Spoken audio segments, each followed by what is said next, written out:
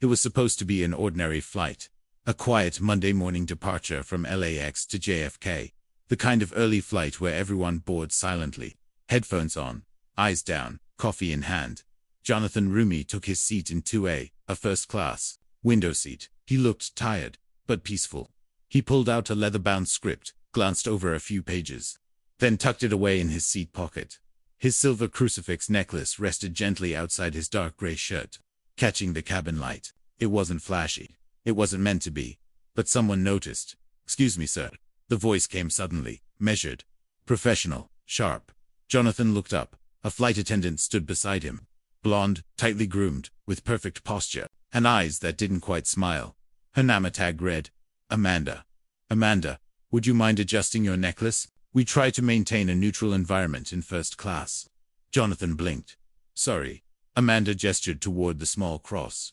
Some passengers might find religious symbols uncomfortable. Jonathan didn't move, didn't argue. He simply tilted his head slightly. "Calm. Jonathan. I've worn this every day for 10 years. I'm not trying to offend anyone." Amanda held her clipboard tighter. "It's just, policy suggests discretion when it comes to faith displays in premium seating. We've had feedback." Jonathan gently touched the cross. His fingers brushed over it like it was part of him. "Jonathan, I understand. But I won't be removing it." Amanda didn't respond. Her lips tightened. She gave a stiff nod and walked away. The kind that said, "This isn't over." The man in to be glanced over. "Seatmate." She didn't seem too thrilled with that answer. Jonathan offered a light shrug. "Jonathan, it's not about being right. It's about standing with grace." The plane began to taxi. Engines roared. Cabin lights dimmed. Jonathan closed his eyes. He prayed, not loudly, not with words, but with heart. "Lord, let me represent you with humility. Let me be small, if it helps someone else see you." In the galley, Amanda stood with another flight attendant. "Amanda, I don't care who he is. People like that thinking they're better than the rest of us, flashing their beliefs like badges." "Co-worker, did he say anything rude?" "Amanda, no. That's the problem. The quiet ones always make you feel like you're the one in the wrong." She poured herself water, hands slightly shaking. But deep down, Amanda wasn't just annoyed. She was triggered. That necklace, that symbol. It reminded her of a time when she believed 2 years earlier. A small church in Queens. Wooden pews, sunlight through stained glass. Amanda as a child, no more than 7, sitting beside her father. He wore a crucifix. She used to play with it during the sermon, running her fingers over the edges, while he held her close. Amanda as a child. "Daddy, what does it mean?" Her father smiled. "Father, it means someone loved you more than life itself." But that man, that father, was taken too soon. A car crash. A funeral with too many flowers. A silence that filled their home like cement. Amanda stopped praying. That year stopped asking questions, and quietly decided that God, if he ever was there, had stopped listening. Back on the plane, Jonathan stared out the window. Clouds like soft cotton floated below. Blue sky stretched endlessly above. His heart felt heavy. He didn't know Amanda's story, didn't know her pain. But he'd seen that look before. The one that screamed, "Don't talk to me about faith. Faith hurt me." The seatbelt sign chimed off. Amanda returned with a tray. Jonathan smiled politely. "Jonathan, still water, please." She handed it to him with a bit too much force. Some splashed on the tray. She didn't apologize. "Amanda, if you need anything, press the button." Then she turned and left again. Seatmate leaned over. "Seatmate, wow, what did you do to her?" Jonathan softly. "I think I reminded her of something she lost." He reached into his bag and pulled out a small notebook, wrote a simple line. "Sometimes the resistance isn't to you, it's to the wound your peace exposes." He closed the book and tucked it away. Later, while others dozed off, Jonathan remained still, eyes closed, necklace resting against his chest, praying again. "Lord, if she's angry, let her find peace. If she's grieving, let her feel held." In the back, Amanda rubbed her temples. Why did this man bother her so much? He wasn't rude. He wasn't loud. He just existed with a calm she didn't understand. And that cross. Why did it feel like it was mocking her? Amanda whispered to herself. "It's just metal. Just a necklace." But she knew it wasn't. It was the face of every question she buried. Every night she cried and heard nothing back. Every Sunday she stopped showing up to. An hour into the flight, Amanda found herself walking past Jonathan's seat again.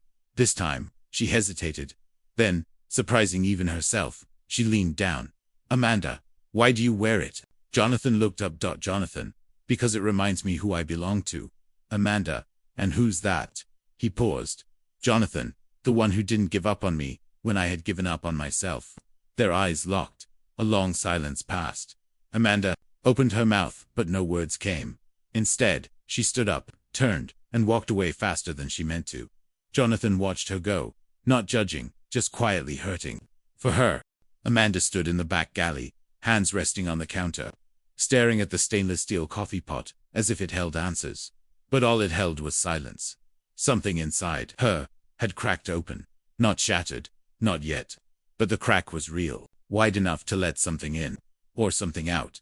She glanced at her reflection in the metallic panel above the service counter.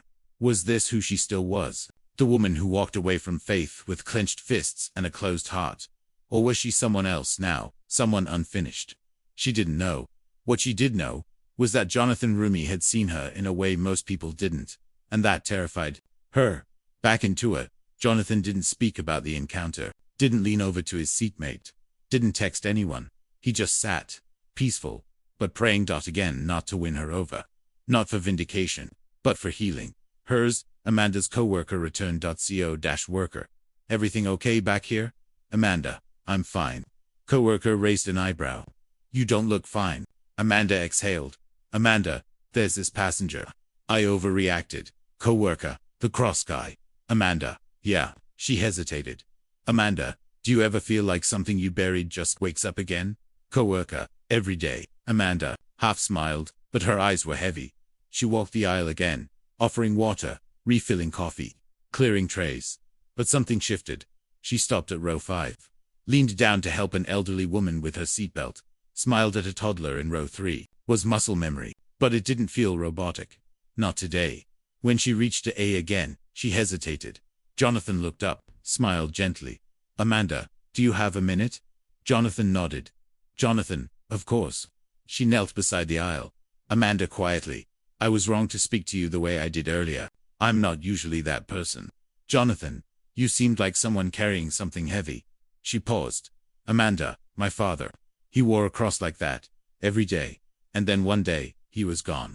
Car accident. It broke my mum. It broke me. I stopped believing. Jonathan nodded slowly. Jonathan, I've lost people too. Sometimes the silence after loss feels louder than the person who's gone. Amanda, yes, exactly that. I used to pray. Now I can't even remember how. Jonathan, it's not about remembering words. It's about remembering you're still heard. She looked away. Her throat tightened. Amanda, I didn't mean to take it out on you. That necklace, it just hit something I thought I buried. Jonathan, maybe it wasn't buried. Maybe it was waiting.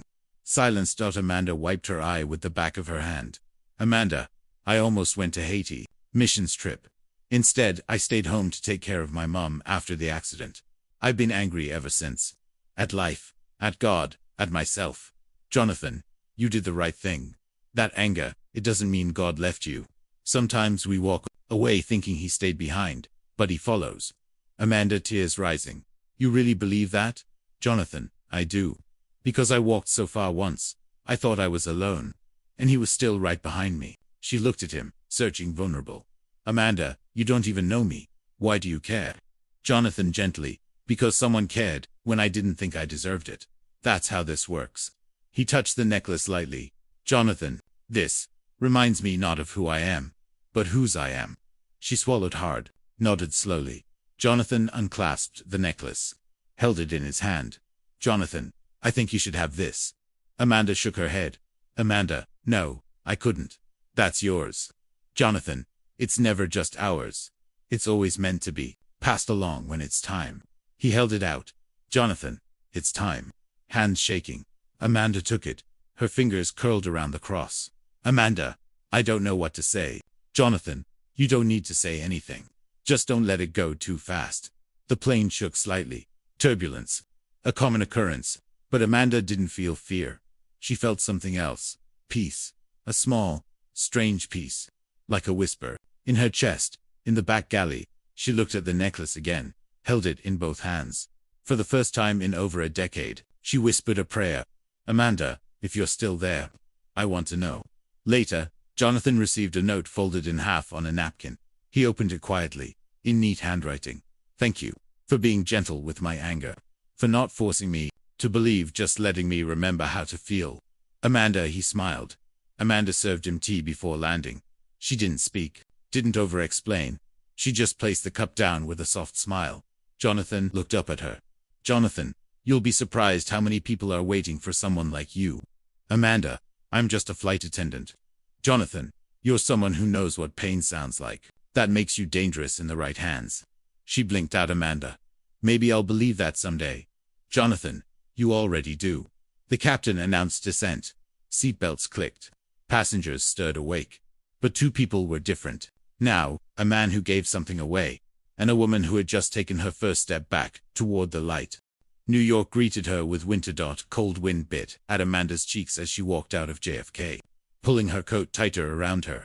The necklace Jonathan had given her rested just beneath her collar, warm against her chest, despite the chill in the air. She couldn't stop touching it, not out of habit, but reverence, like it carried a weight she didn't want to drop. She got into a yellow cab and said almost nothing the whole ride home. That night, Amanda sat in her apartment, alone, no TV, no music, just the ticking of the wall clock and the soft hum of the radiator. The necklace sat on the table in front of her. She stared at it like it might speak first. Amanda quietly, if you're still there. I don't know what to say. She waited. There was no thunder, no flash of light. Just a feeling, like a door had opened somewhere, far away. She reached out, touched the cross, and for the first time in 15 years, she prayed, Amanda, please, show me how to come back. Days passed. Nothing dramatic happened, no miracles, no signs in the sky, but something in her began to change. She smiled more, offered kindness without faking it, laughed for real. Her coworkers noticed. Coworker did. Someone fall in love? Amanda, maybe. Coworker, with who? Amanda, I'm still figuring that out. A week later, a notification popped up on her phone. Unknown number. Hi Amanda, this is Jonathan. Just wanted to thank you for the conversation. Still praying for you. Amanda stared at the message. Simple, unassuming, kind. She typed back, thank you. I think I'm starting to believe again. A moment later, the reply came. That's all he needs. She pulled out a Bible from the back of her closet. Dust-coated the cover. Her name was written inside, along with a date from high school. There, tucked inside the front page, a handwritten note from her father. To my little girl. Never forget who holds you, even when I no longer can. She cried, harder than she had in years. And this time, she didn't stop the tears. She let them fall like cleansing rain. Amanda started attending a small church near her apartment. She sat in the back, didn't talk much, but each week, something settled deeper inside her. Hope. Real, breathing hope. Jonathan continued on with his life in Los Angeles. He spoke at events, filmed interviews, worked long hours on set, but Amanda's story lingered with him. One quiet moment at 30,000 feet, and a woman's whole life shifted. That was the power of mercy. Weeks later, Amanda visited her younger brother Chris. They hadn't talked much in recent years. Too much distance, too many misunderstandings. But that day, something pulled her toward him. They sat on the couch, watching old family videos. Chris, remember this one? You were always bossy.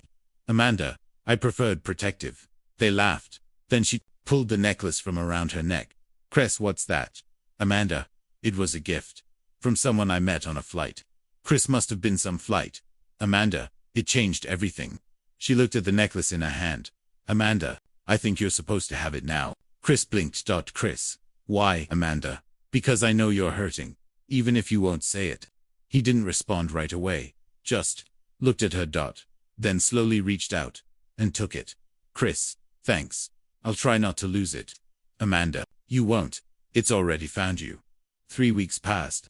Jonathan was at LAX, walking through the terminal when he heard someone call out, Hey, are you? Jonathan Roumie. He turned. A man in his 20s stood there.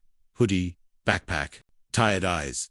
Jonathan, yes, I am. Chris extended his hand. Chris, I think you know my sister. Amanda, flight attendant. Jonathan smiled wide. Jonathan, I do. How is she? Chris, better, way better. He pulled the necklace out of his pocket. Chris, she gave me this, told me to pass it on when it's time.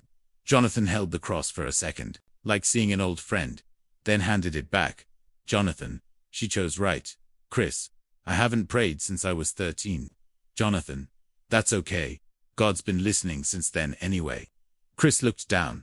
Chris, you think so? Jonathan, I know so. Amanda volunteered on weekends now, at a shelter for women and children. She didn't preach, didn't push, she just showed up, made coffee, listened, shared her story when it helped. One afternoon, a young mother asked her, "Mother, why are you so kind?" Amanda smiled, touched a new necklace around her neck, a replacement she'd bought herself.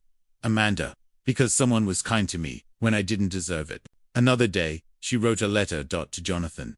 You gave me more than a necklace that day. You gave me permission to hope again. I've passed it on. Twice, actually. And I've started writing again, volunteering, living. I don't know where this road leads, but I'm walking it now. Thank you. She didn't expect a reply. But a week later, a package arrived inside a new silver cross. Simple, beautiful, with a note, "You gave yours away. Here's another. You'll know when it's time again." Amanda held it close. She did know. 3 years had passed. Amanda no longer just flew planes. She flew on purpose. Every flight, every passenger, every small interaction. It all meant something now. Not because she had all the answers, but because she finally made peace with not needing them. She still wore the silver cross. Not always visibly, but always close.